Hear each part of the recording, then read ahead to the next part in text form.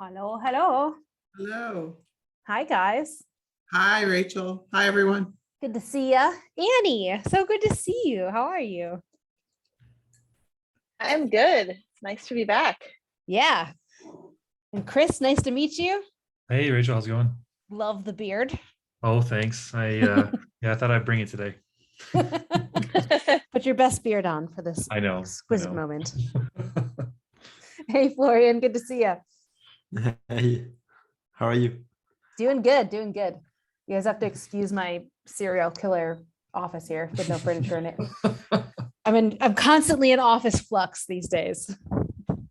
It's all right. That's why we do what we do. So we have the flexibility to work from where we want, right? Absolutely. Yeah. Hey, Mary. Good to see you. Hi, how are you doing? Good, good. Let's see, we got a couple more trickling in. AJ's here. David's otter.ai is here. David Maswary calling in via the multiverse. There we go. Awesome. Man, we got a big day today too. Got some good clarity sessions. A couple of new peeps. Can't wait to hear from you guys. All right. All right. Give me 1 sec. I'm just going to turn on the fan because I'm burning.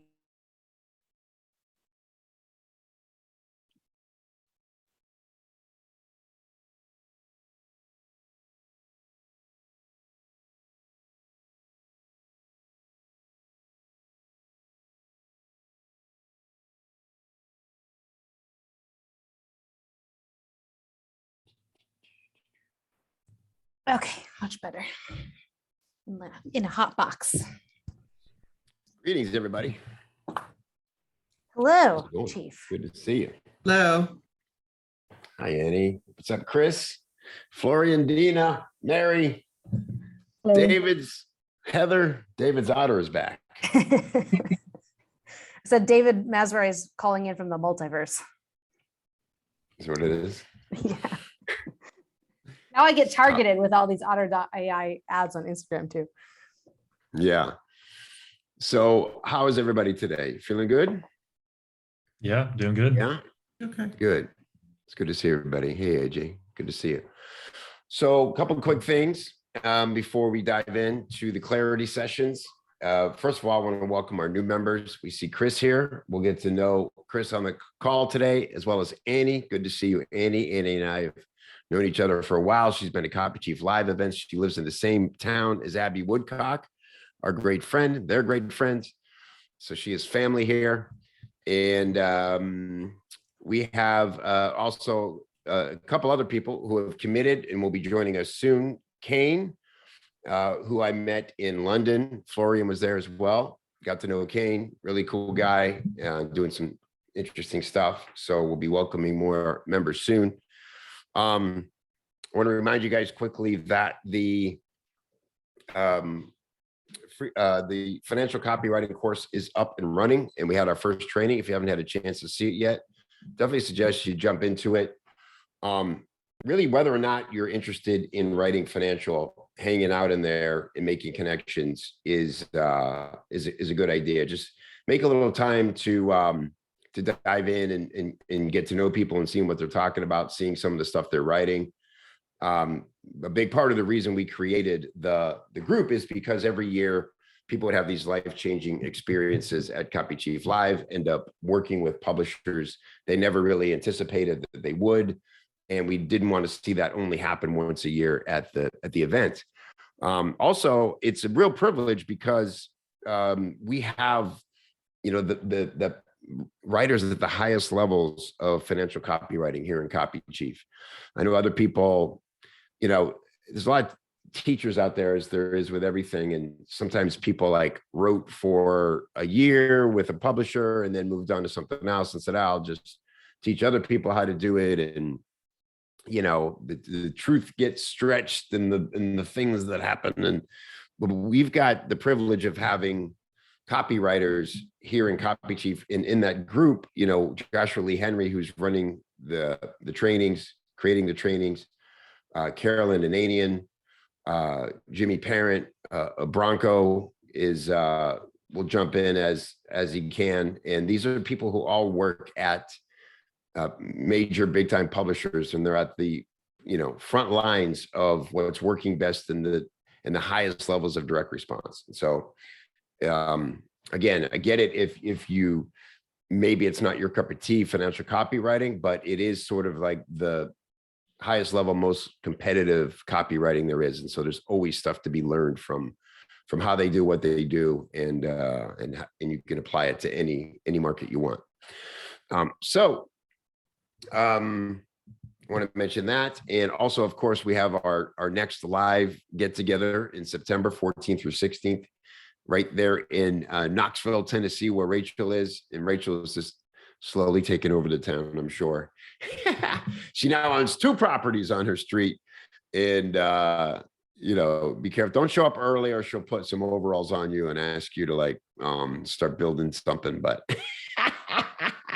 we're going to have a great time. And I'm really looking forward to getting together and hanging out there in Knoxville in September. There's just nothing like it. We've talked about this, we may someday go back to doing bigger live events, but for now, we just really love doing these smaller events where we can all just get some real quality time together and really solve stuff. It's nice to be around some of the big dogs and stuff and get a lot of information, but it's really always the relationships we make and the conversations we have at those events that end up having the biggest effect on our life and business, right? And so we kind of listen to what everybody say to us, and as much as we love the whole show and the talks and all that, it's that they kept coming back for. And we said, why don't we just try doing that and more of it in more meaningful ways? And so that's kind of what we're doing.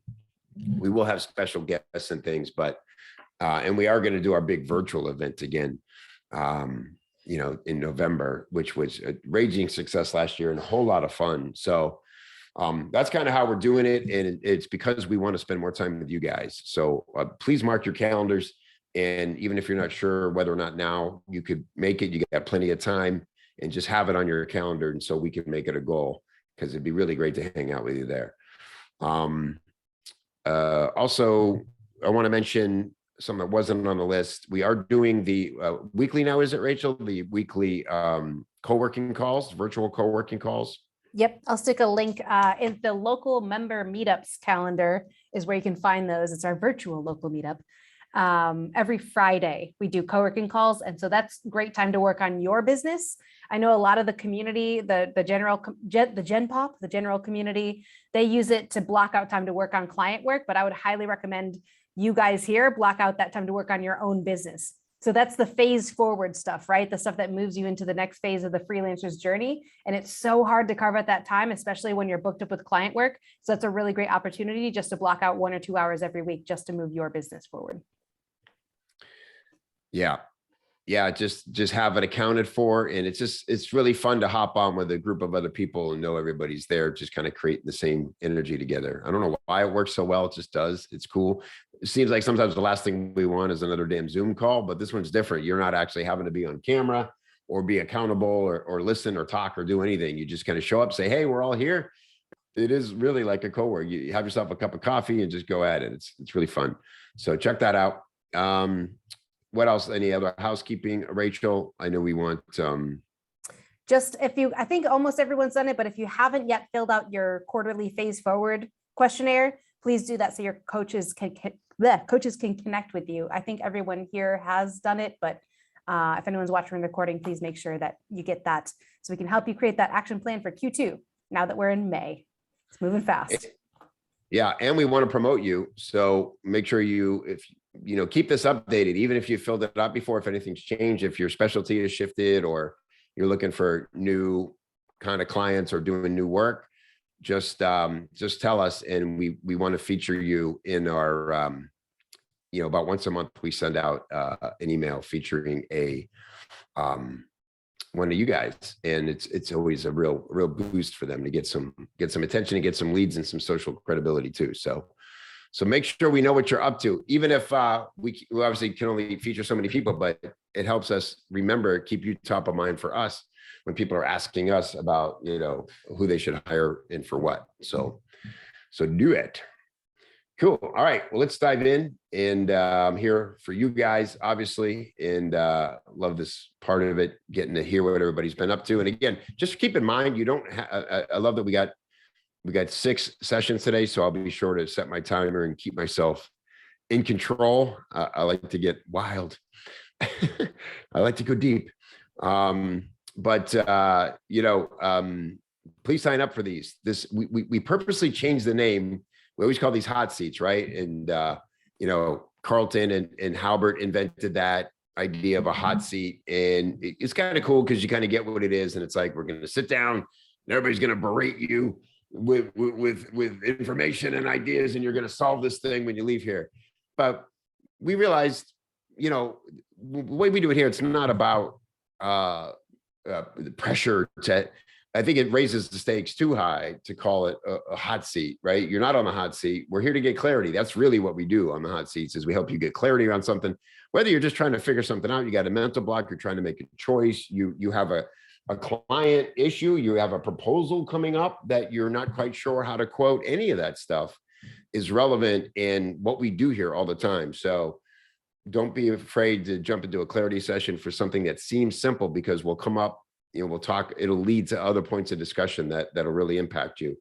And also, I want to remind you guys that, don't want to be a cliche, but we really are family here, right? And I always say that what's so great about joining these groups is that, you're making starting relationships that'll often last the longest in your career. I don't know how many, when I look through the list, when I used to just do the RFL, the Real Free Life training groups, there'd be anywhere from 7 to, one time there were 70 people in those groups, but typically they were smaller, about a dozen or so, or 20 or 30. And man, the people who went on to do projects together, to partner in businesses, to support each other, uncountable amounts of lead referrals switched back and forth, right? And so just click on the members, see who's in here, and just randomly sometimes reach out. Or if you read somebody's progress journal or something, reach out privately and say, hey, I went through something like that too. And just that, I'm thinking of you. Or if it's something good, help them celebrate. This is what family does. So be there for each other, and I promise you'll get a lot back out of it.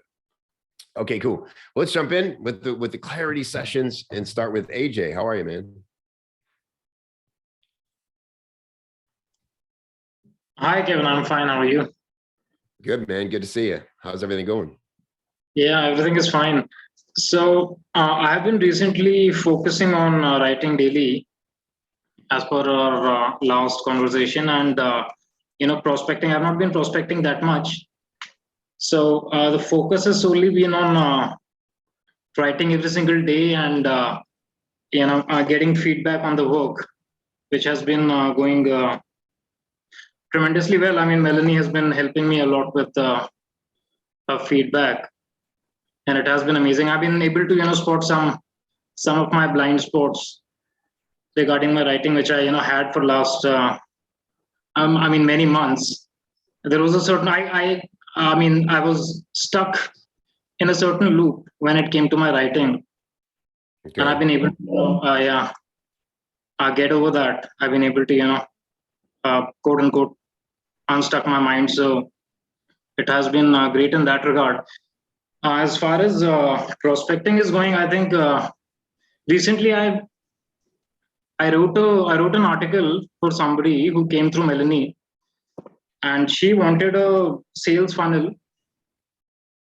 But I mean, she did not approach me for the sales funnel. It was, she wanted me to write an article on a trial basis, and I sent her the article. That's what I was busy with for last two days, and she seemed to have liked it, and I got paid for it, so that was good. And so yeah, and I'm hoping that it materializes into something big. Mhm. I mean, she considers me for the sales funnel that she's looking for a copywriter for. So that's what has been going on recently. Cool. Good. So you're, and where did you say she came from? This client? Through Melanie. Melanie Warren, my mentor. Oh, she sent it to you directly? Yeah. Okay, cool. All right, good. So Melanie can help guide you, and she must have some kind of relationship with you, and with the client. What are you doing when you practice your writing? Are you building up your portfolio with those samples? Yes, mostly, yeah. I mean, I'm writing basically to upgrade my samples and, pad up my samples basically. That's what I'm writing for. Great. And are you leaning towards a specialty? Not as of yet, no. I mean, I can't see a pattern looking back. But mostly I tend to weigh towards, writing for self-help meditation apps. I tend to weigh towards that. I mean, if somebody asks me to write for something I've used in the past, that's what I look towards. Yeah. Okay, It's cool. mostly in the self-help industry or niche, I would say. Okay, cool. Are you, yeah, good. I think it's, in the beginning, I always emphasize this, so stop me if you've heard this one, but the more you can narrow your focus, the quicker you're going to climb. Right? Yeah. And so just make sure you're avoiding the pressure to kind of learn everything and keep up with 100 things. There's a couple of great books that I've been engaging with lately. One is Essentialism by Greg McKeown, and the other one is Deep Work by, I can't remember his name right now. It reminds us that the most rewarding work we do and the most valuable work we do comes when we stop trying to do too much. And it's just so easy these days. We're all on social media, and we're all in these groups, and we're just, even if you're not engaging in the groups, you're seeing the feed, and it just feels like there's a million different things that everybody swears is the most important thing to keep up with. But when it comes to writing, you remember, AJ, that what you bring to it is really going to be the X factor you're probably going to, I switched niches, a few times in my career. The one thing I wish I would have done differently, looking back, is felt confident sooner to choose where I wrote. I know you're like here in state, you're in like phase 2 really now, like just wanting to prove the model over and over and over so you can get stable, and that's good, right? And it's when you want to be taking a lot of clients, but you can sort of manifest a reality. Where we concentrate our energy is kind of boomerangs, and it comes back to us. I mean, that's a real thing. I don't know about you guys, but I've just seen that so many times in my life. You concentrate on something. Look at Rachel. She seems like not even a year ago, she got really interested in real estate and real estate investing, and she started following Bigger Pockets and listening to a lot of podcasts about it, and now she owns 2 homes. Don't do that. I'm not saying to do that, but Rachel, would you own 2 homes right now if you hadn't really engaged and grappled with the subject, right? So anyway, AJ, I don't want to beat a dead horse or, parrot things you already might know. I just want to remind you at this stage, I think it's the most important thing you can do. You're doing great stuff, and like engaging with mentors and getting quality leads. The best leads are going to come from people who know you and what you do. And the more you can focus in and emphasize what you do and why you're passionate about it, the more those kinds of leads are going to come. All right. Thank you. Yeah, being helpful? top of mind is the most important thing, and something that's so underrated and that everyone can do better, including myself. just constantly reminding people what you're looking for and who you are and who you're for. So things like putting it in your copy chief signature, putting it in your copy chief profile, even just every time you post a piece of authority content, say, I'm focused on finding this type of client and here's what I'm looking for. Just constantly remind people, because like Kevin said, we're all doing way too much and everyone's way too busy. And so the constant reminders are going to help keep you top of mind when people are recommending as well. Okay. Yep. Yeah, and Thank you. thanks, AJ. It's great talking to you, man. As a side note about that, one other lesson I keep learning over and over and over on this topic is that as much as you begin to get nauseous telling a story or saying a thing over, like your best content will, be relevant for a long time. And I just did a podcast before I got on here with a couple of guys who, and I, taught them the 60-second sales cycle. They'd never heard of it.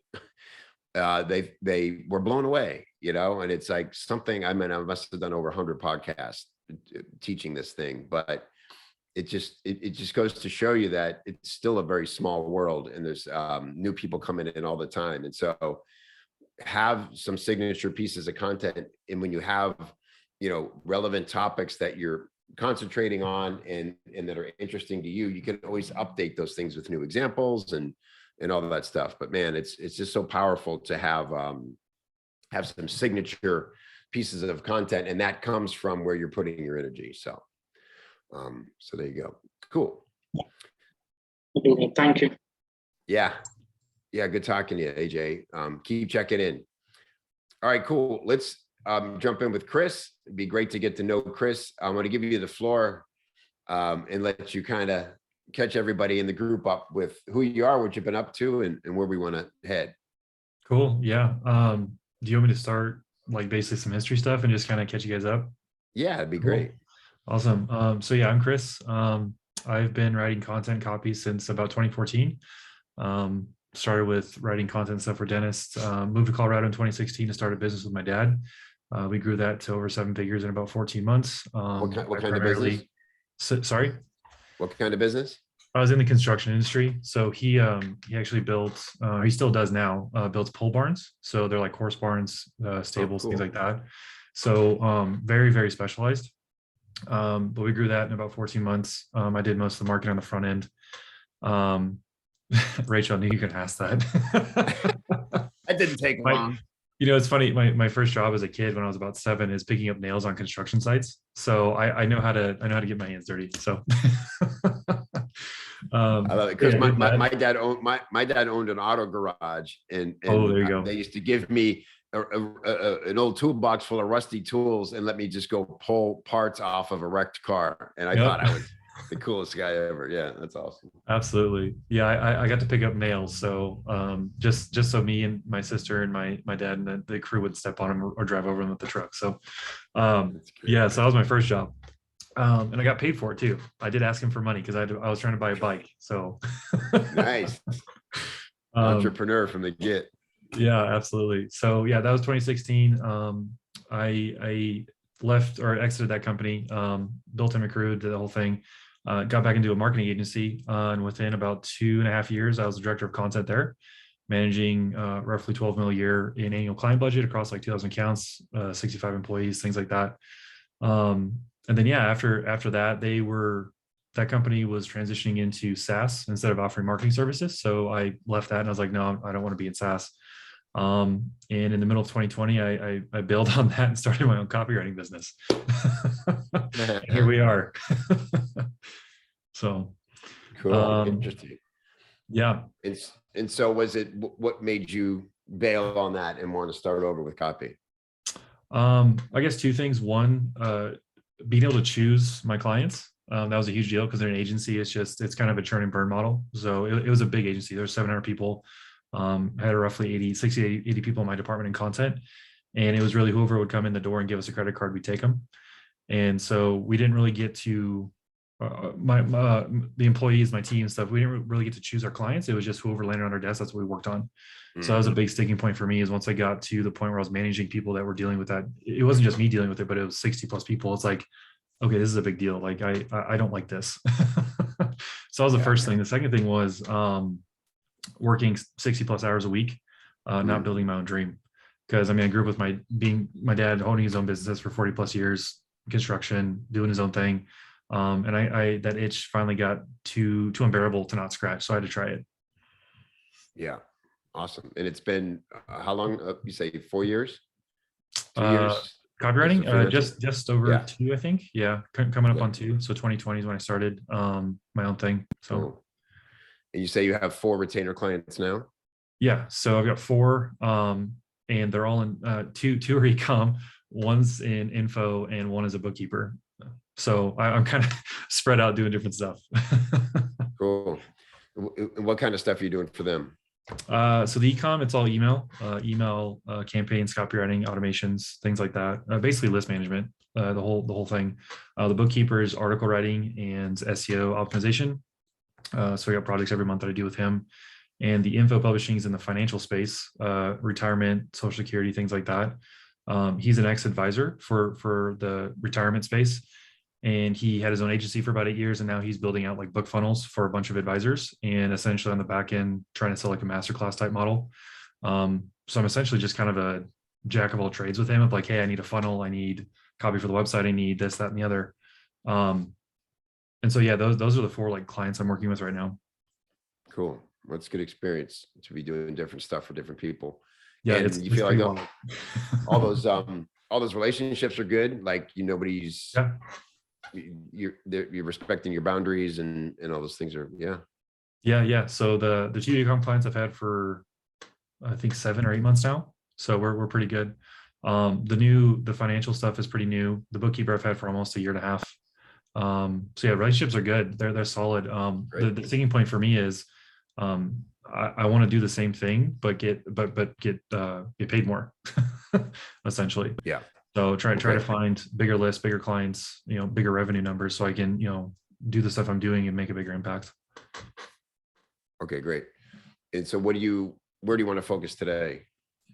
I think honestly, since I'm so spread out, I kind of wanted to focus on the bat signal and just like maybe get one and just focus on that for the next 90 days or next quarter. And I've been really leaning into email automation for ecom. So I did a client out of Chris Orzi's program. I closed a 12K plus client. We're currently in the middle of writing copy for that. And it's basically 6 email automations for his ecom business, because he doesn't have any, but he's doing anywhere from 80 to 100K a month and just total like gross revenue. He doesn't have any email set up. So I'm like, holy cow, this is a gold mine. Wow. So I'm working with him getting that done. That's a one-off project. So stuff like that. I find it's fun because I get to learn the brand, learn the owner and the company, and also connect them with the customer. And it's all automated. Right. So it can be super personalized. It can be super general. There's a lot of play in there. Yeah, great. And what's your primary lead source now? Is it referrals and things like that, or are you doing any outreach? Yeah, mostly referrals. I haven't done any really outreach. I haven't started any kind of authority content yet, just because I wanted to see if my bat signal was specific enough or honed in enough to even, start swinging. I think so, for sure. Obviously, Chris has done quite well focusing on automations. I always like to, and again, if you can narrow it down to a certain industry, like it sounds like you found a client, like you said, it's a gold mine, and I'll be surprised if that ends up being a one-off project. I would like imagine once they start seeing success from those automations, they'll want to do more, or create more, update more, maybe even start doing some broadcasts they're not doing now or something. But so it's important for you to kind of decide. Well, it's good, in this phase you're in now to see what comes of things. Just enjoy doing the work like you're doing. It sounds like you have no issue with client handling, which is great, which means have you had to say no to any potential clients yet? There were 2 that came in, women's jewelry. So both of them are women's jewelry, and I've said no to those because 1, I don't wear jewelry, and 2, I've tried writing for women's markets just in general, and because I have a beard, I failed. Just kidding. Just kidding. No, I'm not. I don't. I'm not good at writing into women's markets yet, and so that's Yeah. something I say no to just to start. So Okay, good. Yeah, that was a test, really. I mean, you're you're being selective, which is important. You got your instincts are very good. You're doing a lot of the right stuff. So, I think anything to do with funnels and automations is also very good. But the fact that you have some experience building out funnels is always a good thing. I think when you can, because and while your prices are still, I mean, it sounds like they're good. 12.5 is a good gig for writing some automations. Do you have typical, are you sort of aware of your backstage price and what you want to get paid for projects? yeah, I have some rough ideas. I'd like to be between 200 and 300 an hour if I can, once the numbers in the back end are done. But automations, I've been starting them at 1,500 a pop. So like an abandoned cart flow. I usually adjust those prices based on their revenue per month. I just say, okay, what percentage of that's going to come from email, and then also what percentage that's going to come from each flow. I don't have a ton of data to say, hey, 2% of this is going to come from abandoned carts, so I'm going to charge that. But I've been trying to find a value connection there. That 12K project, that's essentially what it was. Is like, hey, if I get minimum 20% of your revenue coming from email, I can add that to it. This 12K is a penny, it's a drop in the bucket. Like over the next year, you're going to make this back tenfold. Like, and also I can't guarantee that, but this is what I'm seeing.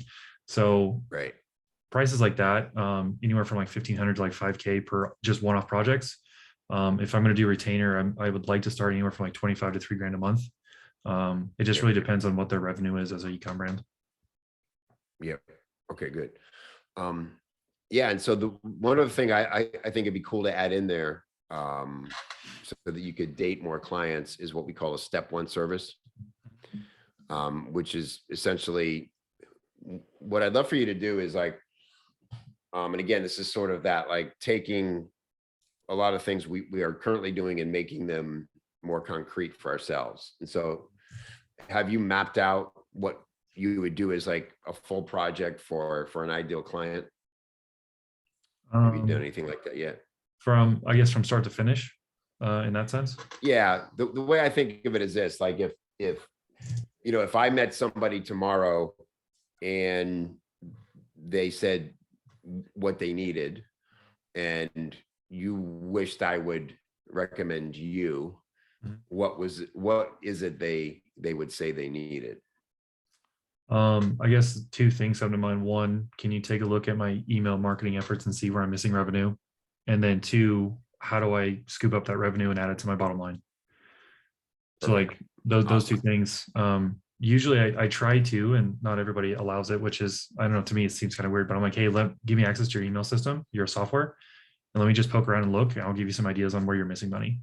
And I usually try to start that. I've not been charging for that. I've just been 10, 15 minutes inside their system, give them like 3 to 5 things, and say, hey, if you want me to work on this, let me know, and we'll start from there. So I don't know if that from the RFL stuff, it sounds like that could be a step one if I charge for it, but I've just been trying to get people to say yes. Right. Yeah. It sort of depends. And step one, something you got to just play with a lot. It's like, it's the freedom to create your own offer and see which part of it. And the reason I like to start with sort of like the full package, and this is not something you have to post up or have anywhere. It's just like, think of it like your restaurant owner creating your full menu. And sort of like logistically, like, okay, what should be on there? What would be weird? Like, you go in those diners and they have like every type of food. You're like, you have Mexican, Asian, and Italian. Like none of this can be good. Those are called I do not fusions, want right? this. Yeah. I do not want to choose between spaghetti or sushi. Like this can't be good. So it's like thinking through, okay, like, what's a yes, what's a no? Of all the things you've done for clients, just kind of list all those. I like to start with that as a pile and say, okay, if like let's just say like the client you're doing the automation with right now, right? It's like, okay, they know they need the automation. Great. So imagine if you hadn't had the referral from Chris or whatever, maybe he did an audit for them. I don't know how they came into Chris's world, but that's the step one service. And so basically it's like everything I would do if somebody said, Chris, you're a genius. I just like, tell me what it would cost to have you come in and completely take over my email marketing, find opportunities, build funnels, all of it. Just kind of list those things out for yourself. And then it's nice to just have that list, because when few things will happen when you're talking to prospects, you kind of know all the things in your head you could be doing, and you've thought through what would I charge just for that. And again, you normally don't need to give a price on the call itself. You can always just say, let me go take everything we talked about and I'll come back to you with a proposal. But it's just really nice to have thought through what are all the things I could do and want to do. That's an important part of it too, is like, what do I want to do? What don't I want to do? Because some things you could bring in other people, you could delegate. You come in almost as like a fractional CMO and not in which you would do in that role and say, I'm going to tell you what needs to be done, but I'm not the guy sitting here doing it. I'm here as your CMO, right? So it's just really good to categorize and think those things through. And then the goal of the step one is to just find the thing, no matter where you started with them, what's the first thing you would need to do? And it most likely is that audit. Ideal client's going to have that trust. Maybe it's after an NDA or something is signed or whatever, but give me the keys and let me go, root around your storeroom here or whatever, your engine room, and see what's going on. And I think, the way I like to frame those audits, Chris, is like the found money audit. Chris and I talked a lot about that when he was putting together offers. It's just a really, like, who doesn't want that? Every business owner who's doing any kind of, faithful marketing effort, they're going to have multiple offers, they're going to have multiple funnels, and they know there are optimizations that need to be done everywhere. And so I love talking about and writing about, that's a great place to start your authority content, is the found money audit or something like that, where it's like, if you could even, you don't have to, but you could even make sort of outrageous offers about that. Like, because, you want people to apply, and I wouldn't necessarily just jump on calls with anybody who wanted this. I would say, right, here's my criteria. This is another cool challenge for yourself to exercise, to work through for yourself, and think, okay, what would I do? Like Dean Jackson always says, like, what would I do if I only got paid if the client got a result? Right? What would I do if I only got paid if the client got a result? And it's a great mental exercise, because you go, where's my ultimate confidence in what I do and what I can do? right, And, so if someone were to pay me $1,000, $1,500, $2,000 for this found money audit, and they met my criteria, am I really confident I could find them at least $2,000 or more within a couple of shifts and changes that they would see over the next 30 days? And if so, you could even do a money back guarantee kind of thing, right? Like, so it's up to you. You don't have to do that, but it's nice to think in those terms, because it guarantees that you're going to do the thing you're most confident doing. right.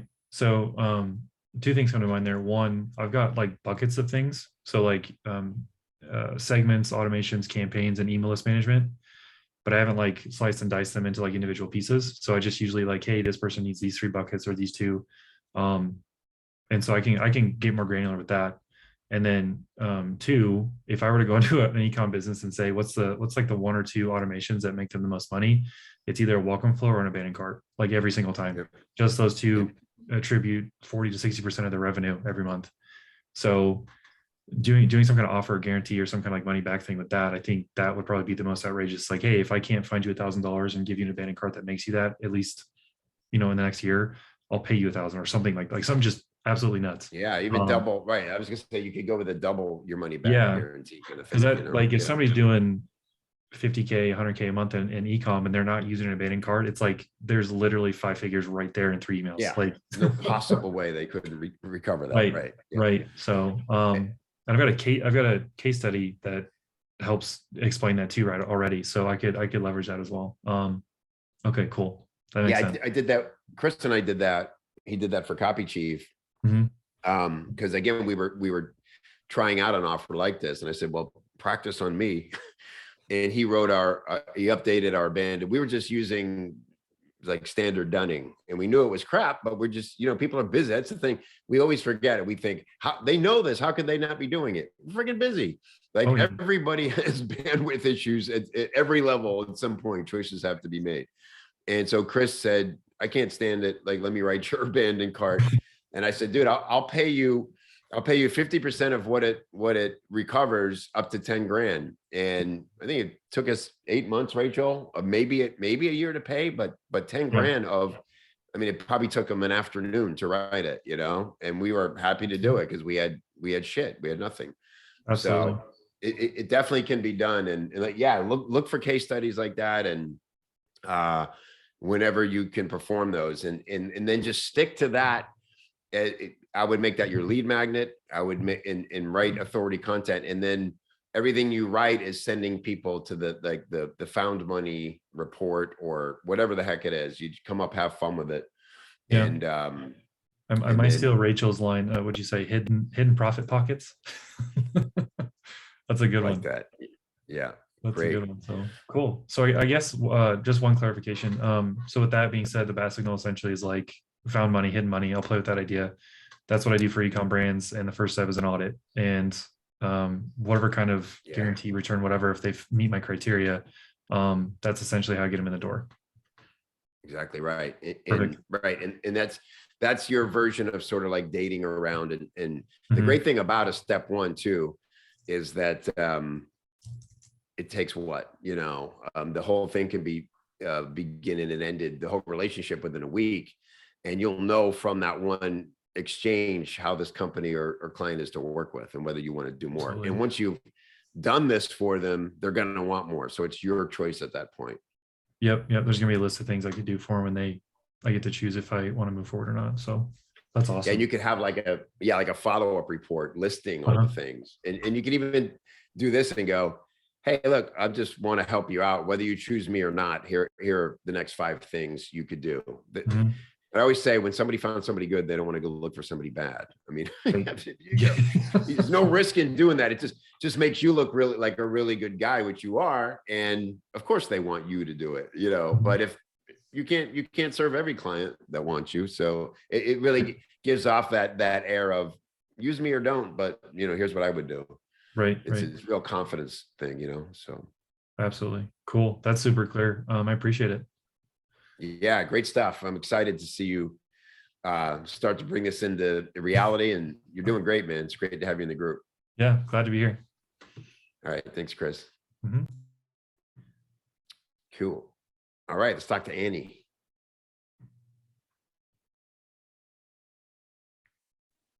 Hey, Hey, how are you? good. That was fun hearing Chris's whole thing. Yeah, you're in a kind of similar place. Yeah, and we've connected already, so that's why I was very good. interested to hear.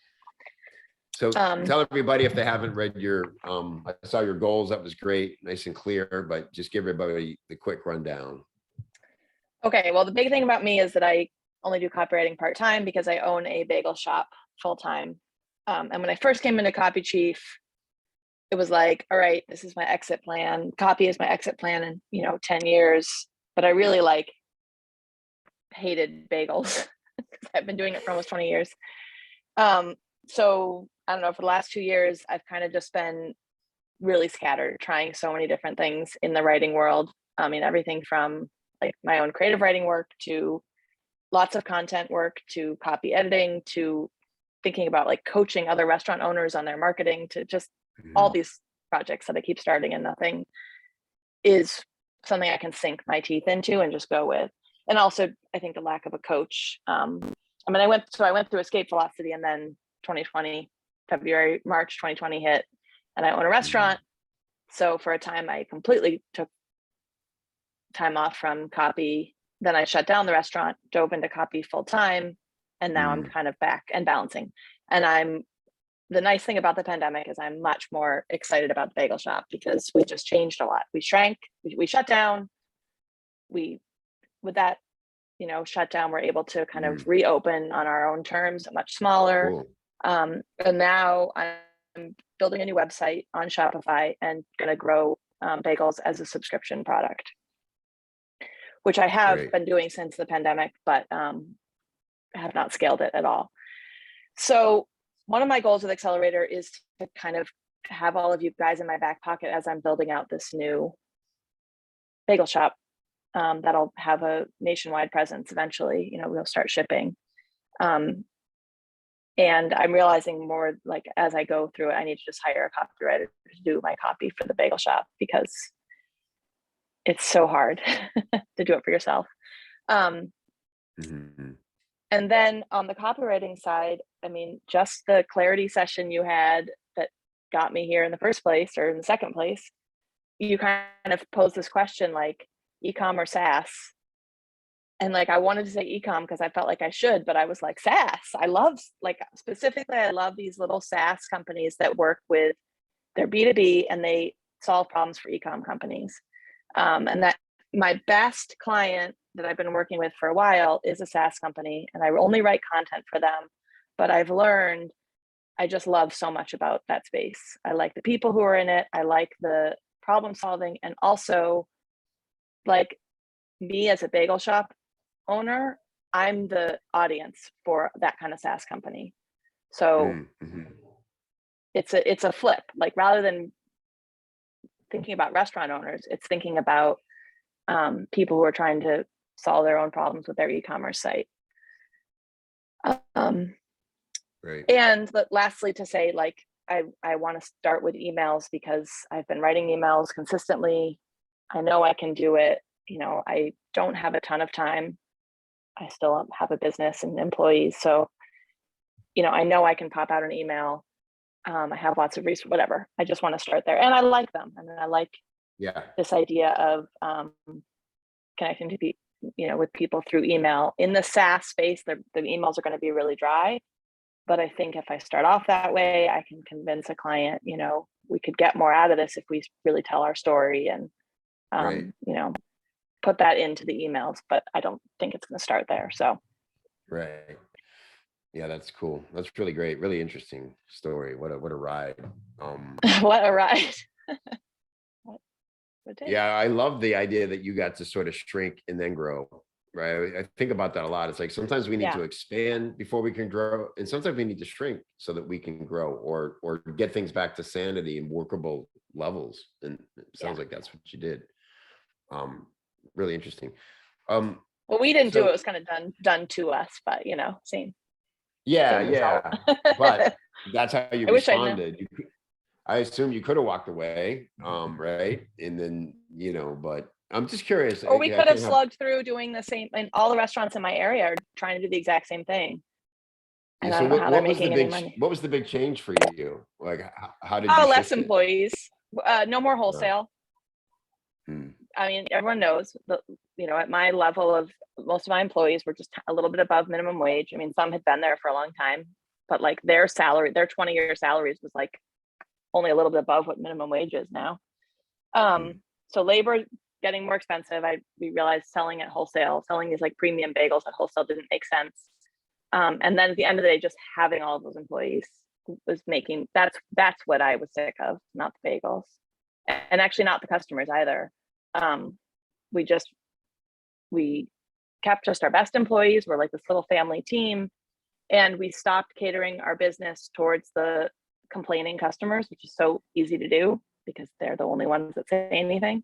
And instead, we're polite, we're kind, but if someone doesn't like what they've gotten, we're just like, we want to get rid of them because they're not ever going to be happy with what we do best.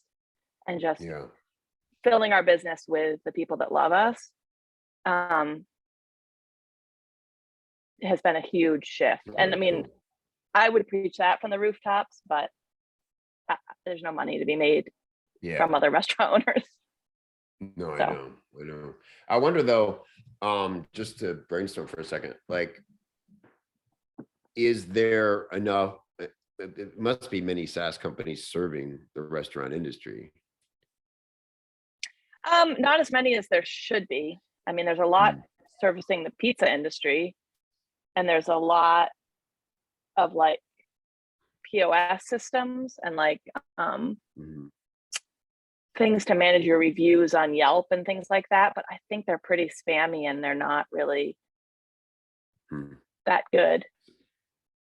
So, okay. So Like yeah, for instance, some- like Square and Shopify, which are great, just huge big SaaS companies. I mean, Shopify is humongous. Really aren't that great for restaurants. Like they really work better for coffee shops or e-com. But restaurants are so specific. And there just hasn't been a bridge between SaaS that works for restaurants in store and the online world, if that makes sense. Like the smarts of online marketing. Got it. Yeah. Well, it's just nice that that's there. Like you said, I just really struck me when you said, I get it as a customer of a really good SaaS company when that happens, what that is, but I get to be that for the company. But that's the true value of a copywriter, that business owners don't know they're hiring when they get a copywriter, right? It's like, I'm going to get this person who's going to bring fresh eyes into what we do and see it in ways that we don't, because they have the crystal knowledge and they have all these problems that, so when you have this 20-year experience of serving clientele and in a very, small town with a, it's the highest level of accountability you could have, where your reputation, you don't even need a bad Yelp review. You just need a few locals to have a bad experience or something, right? And so, yeah. Anyway, okay, well, just keep that in your back pocket. And again, like, we don't have to make that the lens we try to see the world through, but it just feels like that's going to be, I just always want to make sure that these things get shared, because a savvy business owner will see what I just kind of pointed out for themselves and go, okay, well, here's someone who gets it. She's going to get our customer, or she's going to get our intent with our product. And it may be SaaS, it may be e-com, it may be something different, but you said it's, really hard to write about the bagels, which I get, but make sure you're not struggling as much to write about yourself as a copywriter, as a writer, as a content provider, as an intuitive for other business owners to filter through, because your story is unique, and really there's not a lot of people who've been in the same business for 20 years in a really hands-on way like that, who then come over to copywriting. That's a really valuable experience. Yeah, I mean, I think I do need guidance with that, because I get that there's value, but for some reason, whenever I talk about it, it comes off more as like the bagel shop is a distraction, from what someone would be hiring me for, instead of this huge asset. So I think I just have to. Yeah, well, I get it. I probably told you this, but it took John Carlton to go, why aren't you talking about stand-up comedy? And the reason I trained myself not to talk about it, because it was costing me work. I was trying to get like bellman gigs and valet parking jobs, and they're like, we're not hiring a comedian. You're gonna go on the road again. I'm like, I swear I'm not. Yeah. But so maybe talk about it as if it's kind of, you can position it as in not untruthfully, that you basically now just consult on the bagel business more you know what I mean? Just, they don't need to know that it's still a major part of your life and time. They only know the perception you give them, which is only focus on the experience that all that business owning has done for you. And they don't need to know anything about if you feel compromised or if your time is super limited, because you're going to get on a call and they're going to tell you what they need. And you're either going to be able to provide it or not. Right. Right. Sometimes it's harder to give a no, which you want to be a yes, because you don't have the bandwidth, but it's still a good reason to give a no. And then, you know what I mean? Then it becomes a good problem we need to go solve. But I think for me, I feel like with you, Annie, it starts with, you buying into your value. I get a sense that that's kind of been one of the missing threads all along here. And it's not that you're an unconfident person, because you are. I think, you know, we all struggle sometimes with seeing, I think if you can just embrace your value and start to recognize where you're applying it, your instinct, your experience, I think you'll find it easier to market yourself. And just remember that it's perception. Like, nobody needs to know. You know, this business changed after the pandemic, and they don't need to know that it's, again, a full-time thing or not. Right. Yeah, that's super helpful. Yeah. I mean, I think that's kind of where I need to start, is figure out what is that experience that I feel really confident about, and then where does that lead me into copywriting. Right. So. And again, I just want to take the pressure off you to say, oh, well, how do I write that in a 4-paragraph bio or something? Like, it doesn't even have to be that yet. I would love you to start noticing, if that helps you do that. Like, you know, we'll get to that. Sometimes it's good to just have to write it as an assignment, but yeah, I would love for you to start writing down when you see it at work, and something only you can do, which is, you know, when is that part of your brain firing where you're like empathetic to the end customer or the business owner, that they aren't gonna, you're like, I know this is a great product, but I know they're not going to take the time to read this thing or watch this video or whatever. And is there another way if this was a friend of mine, how would I convince them that, no, trust me, I know it's going to be a little bit of a pain in the ass at first to switch, but you're going to be so glad you did, whatever it is, because again, that empathy alone for both parties is huge. And again, just not a lot of people have that at the level you do. Yeah. I mean, I think it's one thing is, like, I'm someone who, like, used the pandemic, like, I solve problems in businesses, and I did it for my own. Like, I was a restaurant, we were kind of doing our restaurant things, and then the pandemic hit and we completely changed and really leaned into e-com. And, like, that's what I can help your business do, is, you know, solve whatever these problems are in these really innovative ways, you know, and copy is a huge way that we bring our customers into that, whether it's, you know, changing what we do or just changing how we communicate it. But I could just lean into that problem solving part, because it also shows me distancing myself a little bit from making bagels every day, even though I make bagels every day. Right. No, and again, like, I've learned to temper my excitement for what could be with people in this group, because it can be distracting and overwhelming. But I think that's a really exciting and genuine value you bring. And I think it's a fascinating topic as we just now, hopefully, you know, come out of this thing and start to see some of the permanent changes. We see it a lot here in St. Pete. And I think with restaurants is where everybody saw it the most. Every business, everybody eats 3 meals a day, and a lot of people leave the house for those. And we saw takeout, we saw curbside, we saw outdoor dining, we saw all these things become now permanent fixtures in how we experience restaurants. We also saw probably most head on the labor shortage in restaurants. We learned to be patient. And why is this place 1/3 full and you're telling me you can't seat me? Well, asshole, we have four people serving when we used to have 12. That's why. You know, and so anyway, there's a lot to write about and unpack and equate to. I love this angle of we took a major problem with tragic consequences in some cases, and we innovated like everybody had to. And here are the trends that are here to stay. And so here's what the good result of a bad problem looks like for businesses today. And the whole leveraging e-com thing is fantastic. And a bagel shop, what a perfect example of. I even like the way Melanie was talking about in your thread, you know, what bringing home bagels is.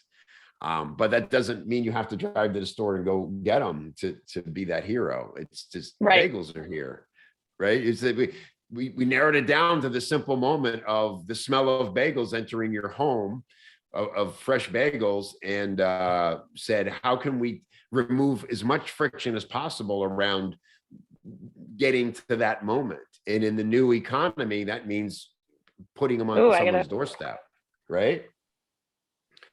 So Getting to that it's moment. yeah, it's like removing friction. It's like, and again, what's the result? The result is, oh my God, bagels. That's the result. Yeah, sure. Like for me personally, like I like going into a bagel shop and smelling the smells there and seeing who else is there and maybe getting a coffee or a spread I didn't expect or something. But it's in with, you know, Abby's doing this with cheese, right? It's you Yeah. still get the visceral end result of the experience. And let's face it, in the modern economy where I hate myself a little every time I order something from Amazon that I could go around the corner to the hardware store and get, you know, we all Yeah. do, but Jesus, man, I've been forgetting for 3 months to go get the thing.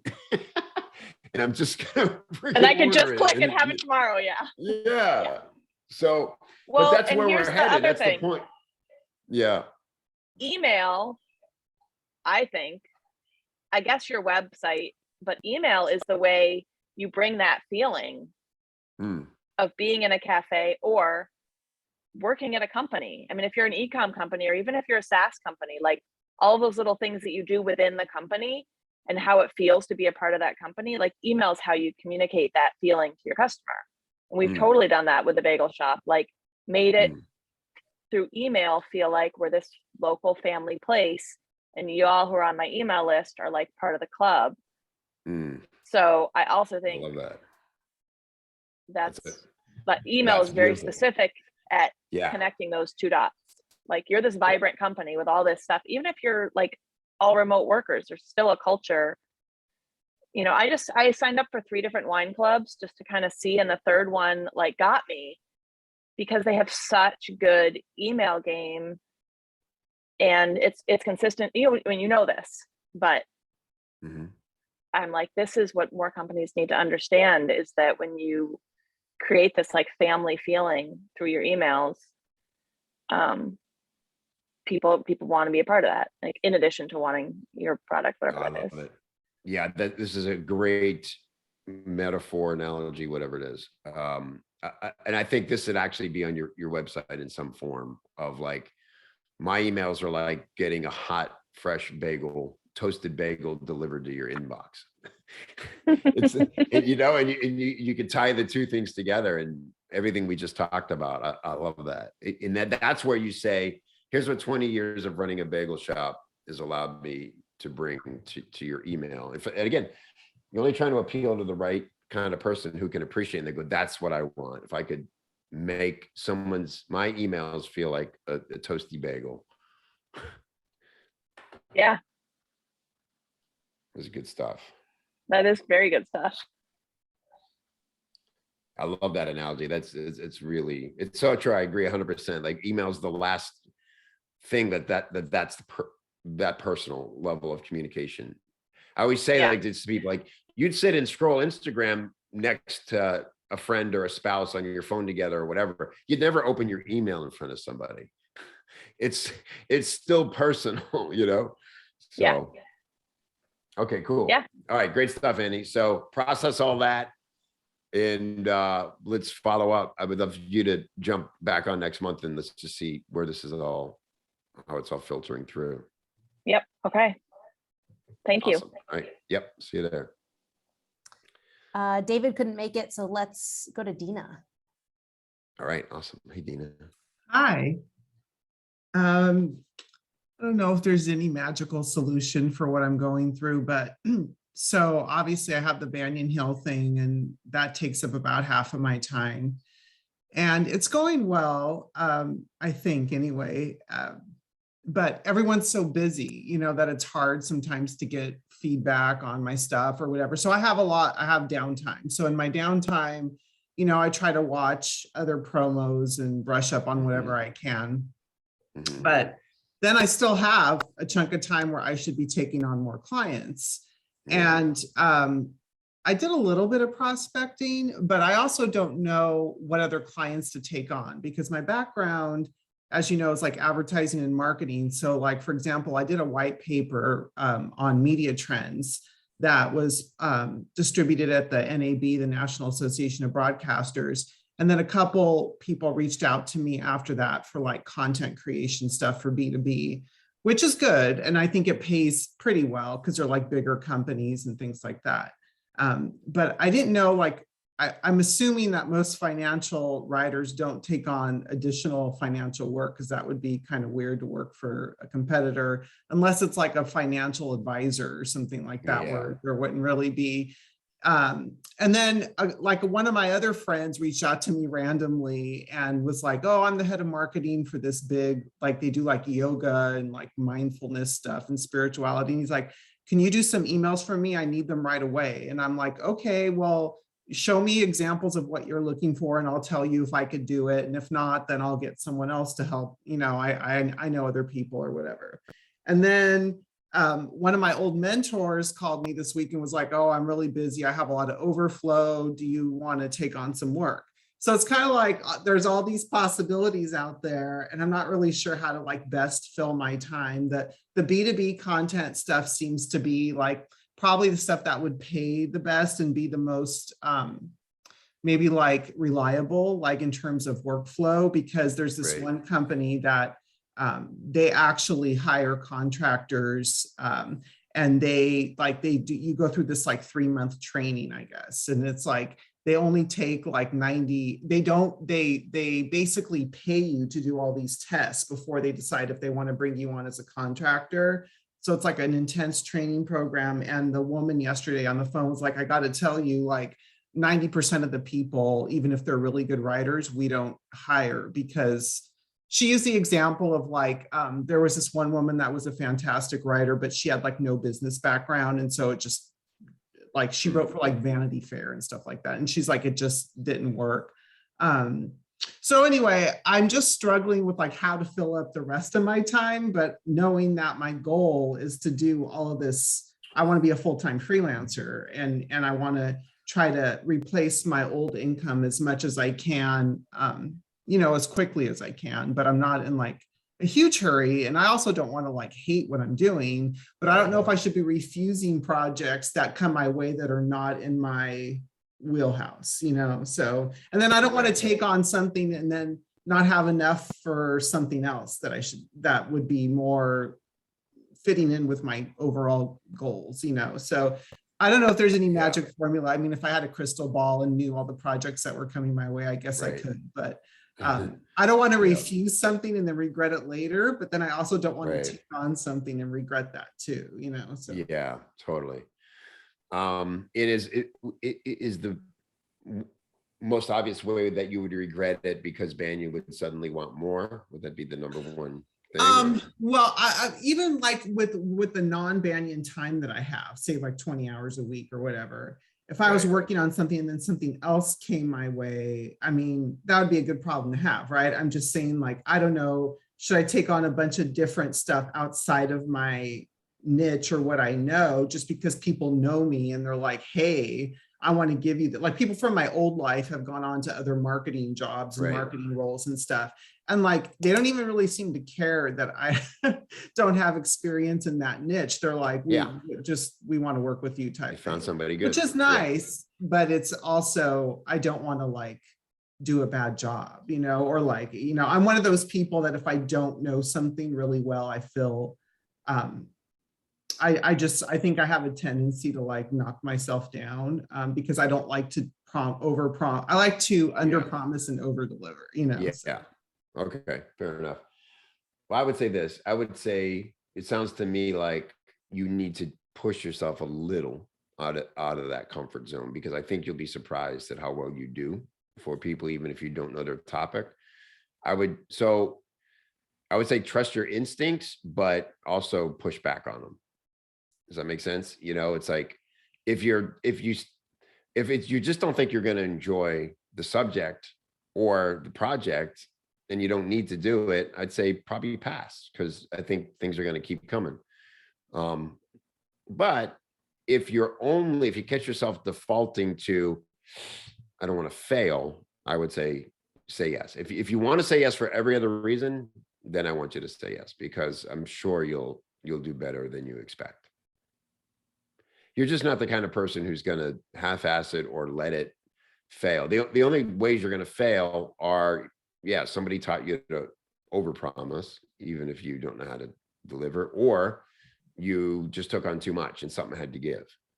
Yeah. And you're not the kind of person who does those things. So I would feel really confident in you pushing yourself to a yes, that you might instinctively make a no only for that reason, that you're afraid you might not do as well as they hope. Yeah. So like the B2B thing sounds like it would be paying well, and that I know I have another friend that works for the company as a contractor, but in a different capacity. So she speaks well of the company. It's more of like, I don't know. It's not a full-time job, but I also don't want to like it to overwhelm me and then overwhelm the other stuff that I'm doing with Banyan Hill. But it doesn't seem like it's going to, but I do have to go through like a 3-month training, and then there's no guarantee that I'm going to get hired. But the weird thing is, it's a nice thing, but they pay you for all the time that you go through the training, even if you don't get the job. They pay you. So it's not like you're putting in like 100 hours and you get nothing, you know. Would it be manageable within your current schedule to do that and that's the thing, months? I think so, but I don't know. I would have to like, you know, I think they're somewhat flexible, and they said we only ask that you do like 1 job per quarter, because we invest a lot in you to train you for those 3 months. So like you could refuse jobs if you're too busy. Okay. And I think each job is like 2 to 3 weeks on and off, you know. But they're like, but we ask that you complete like four jobs a year, like, or because Right. like 4 white papers or 4 whatever you're doing a year, because they said we put a lot into you to train you, and then if you just keep refusing jobs, like it's not worth it a while. Feels like you a know? waste, yeah. And again, Right. I could hate it, I don't know, but everybody that I talk to seems to like it and fits into their schedule, and they make decent money for it, you know. Yeah. So it's a matter of like, do I want to put myself through that training and then maybe not get hired, which wouldn't be the worst thing in the world. It's always a learning experience, and you know, you get paid for it. So Yeah, and I would just want to put assess the value of that learning. You know, is it going to teach you things that are going to be useful no matter what you do? If you know, the end of that 3 months, Banyan came and wanted to give you a bigger contract, and you wanted that, would you go, well, I'm glad I spent that 3 months, even though now I got to let that company. So, but they basically want your word that you're gonna, if they put you through that training, you're not going to refuse their work. yeah, So and I mean, I guess there's no, you know, there's really no contractor agreement. It's more of like, hey, we're going to train you for 3 months. We're going to pay you this money to go through this training. Yeah. If we decide at the end of the training we want to hire you, then we want you to do at least 4 jobs a year. Yeah, don't be a jerk. Right. You know, don't take the training and run. Yeah. Yeah. And a lot of it is virtual, obviously, from the pandemic. But now I think they have some clients. They have clients in like all different industries. They are starting to want to have clients in-person meetings, which I guess is fine. You know, it's just like it'll be a hybrid. Like maybe I'll have to do 1 or 2 trips a year, wherever. So Yeah. and that's the thing in Banyan, like I don't know enough to know. It's still too early for me. I only signed my retainer agreement in March, so it's like it's too early to really know where it's going to go for me.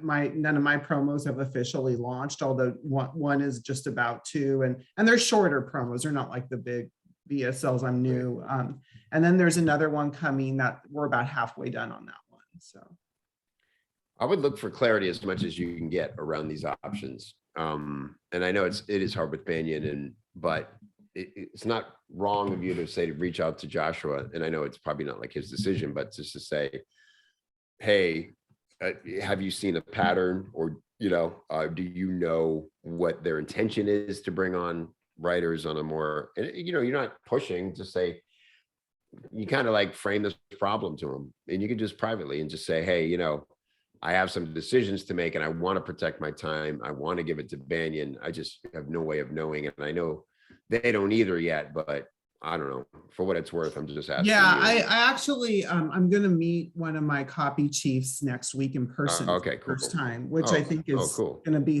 hopefully, hopefully good.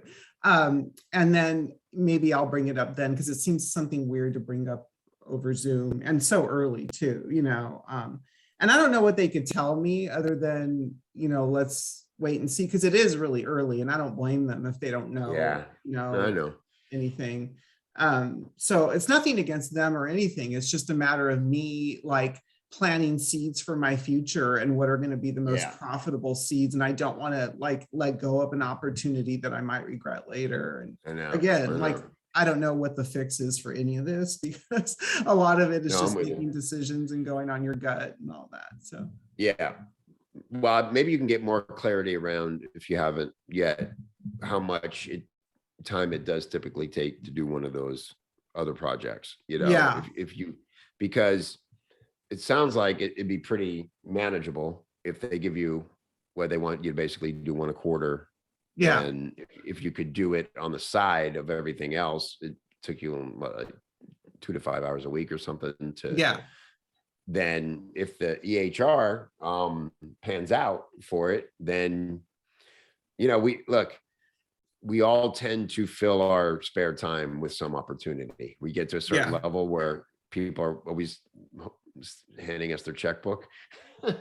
It's like, so you don't want to overwork yourself, but it is kind of nice to have something steady if you think you'd enjoy it and it's manageable, and taking a few days out every once in a while to go meet some clients wouldn't be the work, shouldn't be a deter now on its own, so I would just try to vet that a little more and just ask those hard questions. And you don't have to seem like you're being, indecisive. Just say, I only dedicate myself to things I know I can succeed at. And that means that it fits into, I want to make sure that we're setting ourselves up for success. So I just going to ask some extra questions, and that's it. I would just look for clarity as much as you can get it. But I will say this, if not that thing, I'm sure other opportunities will come as well. Yeah. I'm not too concerned about that, Dina, with you. You've got a ton of experience, and I'm really bad at reaching out to people. I'm really bad at prospecting. I've decided that I'm just not really good at it. So. Yeah, that's okay, because so maybe working for companies like Banyan as a contractor, or this other one as a contractor, is probably better for me, because I'm terrible at like cold calling and all that stuff. So. Right. Yeah, we don't have to cold call. Like, you're right. You're a path to in that regard, and you've got a lot of experience, and people recommend you and refer you all the time based on that. That whole great career. So the opportunities will come, and there's ways that we can create referral networks and things too within what you already have. But like you said, if it feels comfortable to you, I would explore it, and why not get it to the point where you have to say yes or no to that commitment, and then see how it feels, So I would keep pursuing it, and let's keep talking about it, and just use us in the group as a sounding board for, this is what we do sometimes. This is why, when nobody writes alone really means this stuff is like, nobody decides alone really should be the a better slogan, because it's like deciding on a big idea, deciding on a headline, deciding on a career move, deciding on a client. It's those things. So I know, it's like, I didn't even want to talk today, because I'm like, there's really no answer to this. It's more of like, but I can't sometimes hearing yourself think it through, and it's just really helpful. So I again, like, this is why we call them clarity sessions now, because this is a thing you need to get clear on, and it's, and it's good because most of my friends and family don't understand any of it. Like, not that they're not smart, but they just either have their own problems, or they don't get it, or they don't care. So and they might not, if they're not entrepreneurial, they don't have that experience to, they've never built a gut instinct for these things either. And so Yeah. Right now, like you said, right now, all we can say is like, try to learn more, but I know that you're gonna learn enough to trust your gut on it. Because Yeah. I've had to do that. We've all had to do that. So, Okay. Thank you. yeah, thank you. It's good stuff. Cool, Rachel. So no George, no David. Did anybody else have anything while we're here? Are we good? We're good. Cool. All right. Thanks, everybody. Please update your, just run right now while you have a minute and just go to your progress journal, and real quick, it could take you, time yourself. It could only take you 2 minutes. And fill that out. And again, we're keeping our family abreast of what we're doing here, and so that we can all support each other and help each other and refer each other. That's really important. So it's great seeing you guys. Thanks for being here, and ping us, ping me. We are here for you, and we'll see you on the next one. Thanks, guys. Bye-bye.